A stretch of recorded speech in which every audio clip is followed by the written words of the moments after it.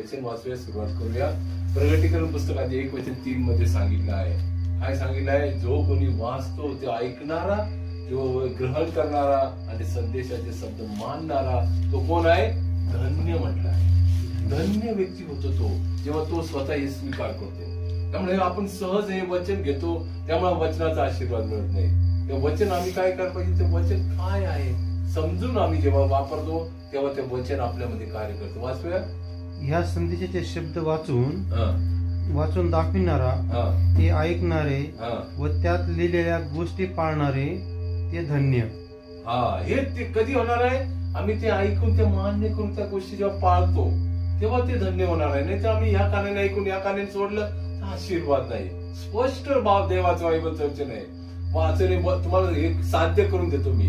वाचूया आपण याकोबाचं पुस्तकात 1:22 मध्ये काय सांगितलं आहे? तू जर वचन ऐकून ह्या कारणाने सोडून ह्या कारणाने सोडशील तर तुझ्या अर्थ नाही जीवनामध्ये, तुला आशीर्वाद राहणार नाही. आम्ही तसे असायला नको आहे. बायबलचं वचन वारंवार हे कशासाठी शिकवतं? तुझ्या जीवनामध्ये जे योग्य वचन तू स्वीकार करण्याची वेळ आहे. आम्ही काय करतो? ते स्वीकार करत नाही, ते ऐकतो, वचनाप्रमाणे आचरण करत नाही. त्यामुळे आमच्या जीवनामध्ये आशीर्वाद मिळत नाही. असं 1:22 याकोबाचं पत्र अध्याय 1:22. वचनाप्रमाणे आचरण करणारे असा, केवळ ऐकणारे असू नका. केवळ ऐकू नका, तुम्ही ऐकून सोडू नका, तो आचरण करा. महत्वाचं येशू काय सांगत आहे? देवाच्या आचरणामध्ये वचन आणा. पुढे आशाने तुम्ही स्वतःची फसवणूक करीत आहात. जर चुकीचं करत असेल तर काय करतो? आम्ही स्वतःलाच फसवतो. असं करायला नको आहे. हे दुःख येशू आपल्याबद्दल व्यक्त करतात. पुढे कारण जर कोणी वचन नुसते ऐकून घेतो व त्याप्रमाणे आचरण करत नाही तर तो आरशात आपले शारीरिक मुख पाहणाऱ्या माणसासारखा आहे.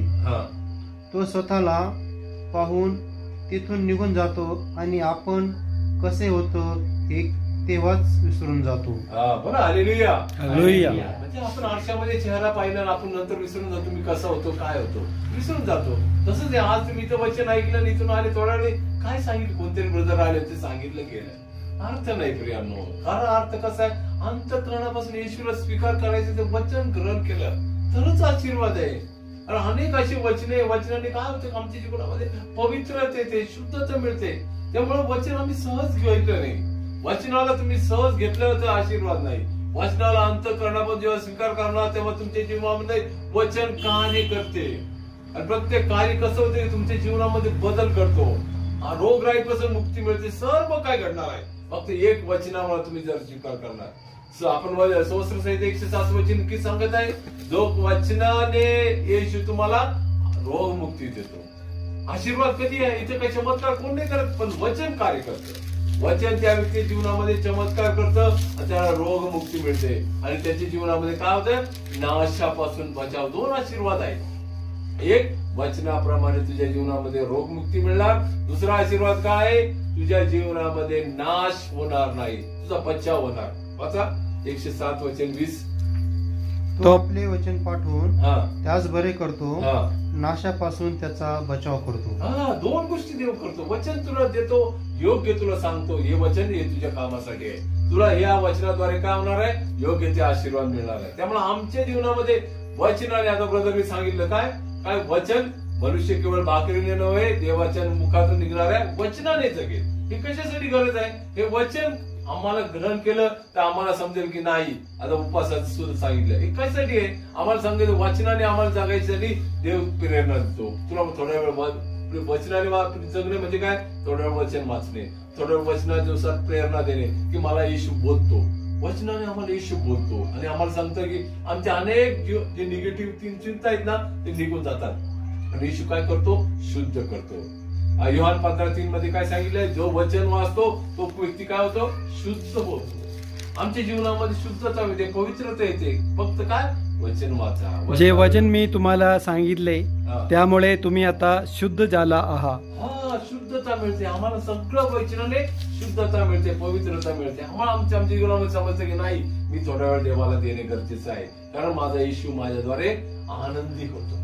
आपल्याला जीवनामध्ये बाकी काही करायला नको आहे. पैसा नंतर येईल, संपेल, पण येशूचा आशीर्वाद आला ना तो खूप मोठा आशीर्वाद, तो टिकतो, कुटुंबामध्ये शांती मिळते, पवित्रता येते आणि सर्वजण काय होतात येशूच्या पवित्र आत्म्याने जीवन करतात. आणि आपण प्रेषिताची कृत्य 10:44 मध्ये काय सांगितलं, जो कोणी वचन वाचतो त्याच्यावर येशू अजून एक आशीर्वाद देतो, काय देतो, पवित्र आत्मा पाठवतो. आणि येशूच्या वचनाचा आशीर्वाद काय, तो व्यक्ती पवित्र आत्म्याने भरला जातो. आपल्याला माहिती आहे येशू शिष्य कोण होते, मासे धरणारे होते, पण मासे धरणाऱ्या व्यक्तीच्या जीवनामध्ये त्यांच्या एका भाषणाने 3000 व्यक्ती काय झाले, पवित्र आत्म्याने भरले. आणि पेत्र कोण होता, मासे धरणारा होता, पण जेव्हा पवित्र आत्म्याने भरला त्याने एक भाषण दिलं, तिथे सर्व व्यक्ती काय झाले, पवित्र आत्म्याने भरले गेले. वाचा 10:44. पेत्राचे हे भाषण चालू असतानाच वचन ऐकणाऱ्या सर्वांवर पवित्र आत्मा उतरला. पेत्राचे भाषण म्हणजे वचन सांगत होता. आपण आता काय सांगत आहोत, वचन सांगतो. तेव्हा काय झालं, पवित्र आत्मा सर्वांवर उतरला गेला. आपल्याला पवित्र आत्मा या वचनाच्या शक्तीने मिळणार आहे. प्रियानो, निश्चित आहे इथे जिथे जे वचन पेरले जाते ते वचन काय प्रत्येकाच्या हृदयामध्ये उगवते. आणि आज या घरामध्ये जर पवित्र वचन सांगितलं असेल तर निश्चित प्रियानो तुम्ही तुमच्या डोक्यातली जी चिंता आहे, विवंचना आहे, ते सर्व सोडून द्या. कारण हे येशूचं वचन आहे ना विफल होत नाही. कोणत्या गोष्टीसाठी ते वचन पाठवलं, ते वचन साध्य होणार म्हणजे होणारच. तर येशू सांगितलं आहे, मी या कार्यासाठी आज या कुटुंबामध्ये प्रार्थना करणं ही येशूची योजना आहे. तुम्ही सांगितलं, पण येशूची योजना काय, या कुटुंबामध्ये वचनाची गरज आहे. त्यामुळे या कुटुंबामध्ये हे वचन विफल होणार नाही. वाचूया आपण यशाचं पुस्तक 55 वचन 10 आणि 11 मध्ये काय सांगितलं, जसं आकाशातून बर्फ पाऊस पडतो आणि भूमीला उपजते, त्याचप्रमाणे आज मी माझ्या या कुटुंबामध्ये घरामध्ये जे वचन पाठवते ते वचन विफल होऊन परत येणार नाही. ते तुझ्या जीवनामध्ये कार्य करणार म्हणजे करणारच.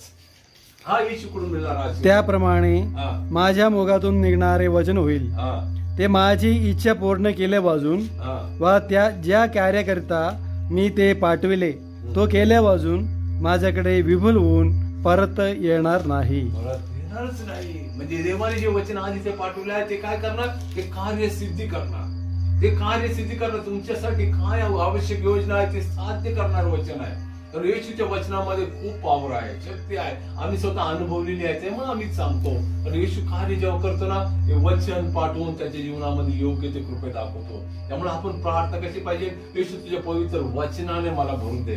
कारण येशू पारंपरा असं असलं दुःख करतो. आमोस पुस्तकात 8:11 मध्ये काय सांगितलेलं आहे, मी एक दुष्काळ आणि तो दुष्काळ कशाचा राहणार आहे, वचनाचा. अन्न पाण्याचा नव्हे, पण मी एक दुष्काळ आणणार, तो अन्न पाण्याचा नव्हे तर तो दुष्काळ असेल वचनाचा दुष्काळ. कारण असं आम्ही पाहतो अनेक लोकांना वचन वाचायला वेळ नाही. त्यामुळे तिथे येशू ख्रिस्ताचं दुःख व्यक्त आहे. मी दुष्काळ आणेल पण तिथे वचनाचा दुष्काळ होईल. तर आम्हाला जर हा वचनाचा दुष्काळ वाचवायचा असेल तर आम्ही प्रत्येक जण काय करायला पाहिजे, वचनाला महत्व देणारे व्यक्ती बोलले पाहिजे. बोला हालेलुया, हालेलुया, हालेलुया. आपण आपल्या वेळ योग्य वेळ आहे, अजून वेळ गेली नाही. तर या वेळेला प्रत्येक जणांनी अंतःकरणाने जरा देवाला वेळ देऊन ठरवलं तर निश्चित आहे या देवा वेळेला देव योग्य ते प्रतिफळ आमच्या प्रत्येकाच्या देवाला देणारच. कारण देवाला तुझ्याबद्दल सर्व काय माहिती आहे. आपण किती लपवायला गेलो तर देवाला आपल्याबद्दल सर्व माहिती आहे. माझ्या देवाची माझ्याबद्दल योजना आहे, कारण काय हे सर्व माहिती आहे. आपण माहिती आहे काय, प्रत्येकाचा हिशोब देवाकडे आहे. त्यामुळे प्रकटीकरण 22:12 मध्ये काय सांगितलेलं आहे, मी तुला तुझ्या कृत्याचे वेतन देईल. काय देणार आहे, वेतन. आपल्याला वेतन कधी मिळते, महिनाभर काम केल्यावर आपल्याला वेतन मिळते. पण येशू ख्रिस्ताकडे काय वेतन आहे, येशूने ठरवलेले आहे. पहा मी लवकर येतो आणि प्रत्येकाला ज्याच्या त्याच्या कर्तव्याप्रमाणे देणग्या माझ्याकडे वेतन आहे. माझ्याकडे काय, ज्याला त्याच्या कृत्याप्रमाणे देण्याकडे त्याच्याकडे वेतन आहे. आम्हाला काय वेतन द्यायचं आहे, येशू ख्रिस्ताच्या सर्व जमा नोंदीमध्ये नोंद आहे. त्यामुळे आम्ही त्यापासून वाचवले जाणार नाही. तर आम्हाला जर योग्य देव वाचवायचं असेल तर आम्हाला काय करायला पाहिजे, येशू ख्रिस्ताच्या मार्गाने जायला पाहिजे. बोला हालेलुया, हालेलुया, हालेलुया, हालेलुया. यिर्मयाचं पुस्तक 17:10 मध्ये सांगितलेलं आहे, तुझ्या सर्व जमा खर्चाची नोंद मी दिलेली आहे. तुझी सर्व मी तिथे नोंद करून योग्य ते तुला त्याच्याद्वारे प्रतिफळ मिळणार आहे. तर आपण नेहमी आपल्या जीवनामध्ये शोध करायला पाहिजे, मी माझ्या येशूच्या किती जवळ आहे, येशूपासून लांब आहे, हे शोध जेव्हा करणार ना तुम्हाला निश्चित उत्तर देईल, येशू ख्रिस्त उत्तर देईल आणि सांगून 17 वचन 10 प्रत्येकास ज्याच्या त्याच्या वचनाप्रमाणे ज्याच्या त्याच्या करणीप्रमाणे प्रतिफळ देण्यास मी परमेश्वर हृदय चाळून पाहतो, अंतर्यामी पारखतो. अंतर्यामी पारखतो, तो अंतर्यामी पारखतो, हृदय चाळून पाहतो आणि त्याच्या तुझ्या करणीने तुझ्या प्रतिफळ, म्हणजे तुझी करणी चांगली तुझ्या जीवनामध्ये प्रतिफळ मिळेल. तुझी वाईट करणे असेल तर तुला उत्तर तुला आम्ही सांगायला गरज नाही. तर प्रियानो, देव आपल्याला चांगला देव आहे, प्रेम करणारा देव, देवाचं सारखं प्रेम करणारा दुसरा देव नाही. पण देव हेही शिकवत आहे, तू आज परत फिरण्याची वेळ आलेली आहे. प्रियानो, आपल्या जीवनामध्ये परत फिरले तरच आपल्या जीवनामध्ये आशीर्वाद आहे. देव आपल्याद्वारे काय सांगतो, मोठं मोठं कार्य सांगत नाही, तू आहे तसा मध्ये तू बदल कर, काही गोष्टी सोड आणि देवामध्ये बाकी सगळं मी करेन. फक्त देवाची हाकेला उत्तर देणारे पाहिजे. जेव्हा जो व्यक्ती हाक मारे ना त्याची हाक तो ऐकतो, पण ती हाक कशी पाहिजे, हृदयापासून पाहिजे, आर्त हाक पाहिजे, अंतःकरणापासून. जसं आपण माहितीये, जसं हरिणी एक पून खाण्यासाठी किती इच्छा असते, मला एक पोळी पाणी पाहिजे, तिची इच्छा असते, तशी तुझी हाक पाहिजे या परमेश्वराकडे. आपण याच्यामध्ये 42 वचन 1 आणि 2 मध्ये काय सांगितलं, जशी हरिणी पाण्यासाठी लुकलुकते तशी तुझी तहान पाहिजे आपल्या स्वर्गीय पित्याकडे. अशी प्रार्थना तुम्ही करा प्रियानो, तुमची प्रार्थना सार्थक होणारच. वाचा ब्रदर. जशी हरणी जशी पाण्याच्या प्रवाहासाठी लुलपते तसा हे देवा माझा जीव तुझ्यासाठी लुलपत आहे. माझा जीव देवासाठी, जिवंत देवासाठी तहानलेला आहे. आपल्याला जीव काय पाहिजे, तहानलेला पाहिजे देवासाठी. हरणीला काय पाहिजे, एक थेंब पाणी पाहिजे, तिची तहान असते आहे, ती माझ्या पाण्याद्वारे माझी तहान भागेल. आपला जीव येशूकडून पाहिजे तहान, की स्वर्गीय पिता माझ्यासाठी आला पाहिजे, माझी तहान पाहिजे, व्याकुळता पाहिजे. प्रियानो, तेव्हा तुम्हाला समजेल की नाही, खरंच येशूसाठी मला काहीतरी करायला पाहिजे. हरणीची व्याकुळता आपल्या जीवनामध्ये आली पाहिजे, तळमळ पाहिजे, येशू ख्रिस्तासाठी काही करायला पाहिजे. ही तळमळ जेव्हा आमच्या जीवनामध्ये येणार ना, तर तुम्हाला बाकी काही करायची गरज नाही, बाकी सगळं येशू ख्रिस्त तुमच्या जीवनामध्ये करणार.